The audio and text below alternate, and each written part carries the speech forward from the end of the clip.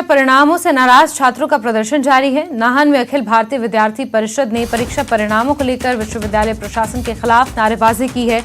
इस मौके पर एबीवीपी के संयोजक मनीष बिरसांटा ने कहा कि खराब परीक्षा परिणाम विश्वविद्यालय की लापरवाही का नतीजा है। कई परीक्षार्थी ऐसे हैं जिनके एक विषय में 80% से ज्यादा नंबर हैं, जबकि दूसरे विषय में 2 से 5 नंबर आते हैं। इसलिए छात्रों के पेपर का दोबारा मूल्यांकन किया जाए और इसके लिए कोई फीस भी ना वसूली जाए।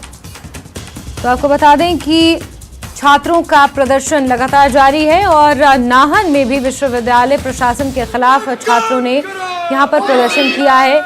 नाहन में एबीवीपी संगठन ने ये प्रदर्शन किया है और कॉपी रीचेकिंग की मांग, निःशुल्क कॉपी रीचेकिंग की मांग ये लोग कर रहे हैं। छात्रों के परीक्षा परिणाम घोषित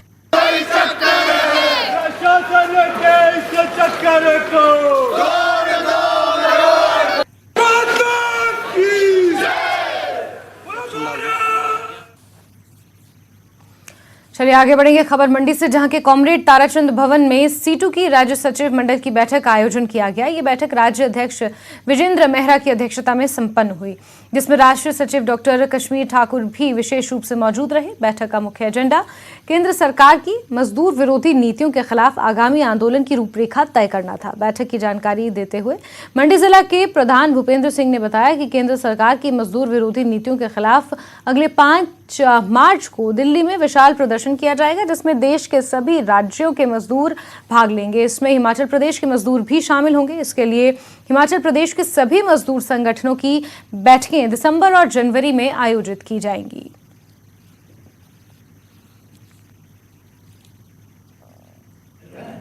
आज यहाँ जो सीटू का जो राज्य सचिव मंडल है उसकी यहाँ जो बैठक है वो हो रही है, जिसकी जो अध्यक्षता है वो हमारे सीटू के राज्य अध्यक्ष साथी विजेंद्र मेहरा जी कर रहे हैं। और सीटू के जो राष्ट्रीय सचिव हैं डॉक्टर कश्मीर ठाकुर, वो भी आज की मीटिंग में मौजूद हैं। आने वाले 5 मार्च को एक बड़ा जो प्रदर्शन है संसद मार्च के नाम पे वो दिल्ली में किया जाएगा, जिसकी तैयारी के लिए दिसंबर में और जनवरी महीने के अंदर हिमाचल प्रदेश के अंदर जितने भी मजदूरों की यूनियन है, संगठन है, उनकी जो तैयारी बैठकें हैं वो की जाएंगी।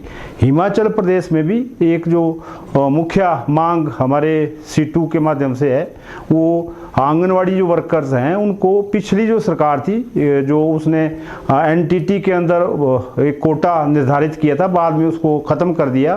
तो हमारी जो भी सरकार अभी बननी है 8 दिसंबर को, उस जो भी सरकार बनेगी हम उसके सामने उस मुद्दे को फिर उठाएंगे कि आंगनवाड़ी वर्कर्स को नर्सरी ये जो अध्यापकाओं की जो भर्ती हो रही है उसमें उनको नियुक्त किया जाए। मनाली के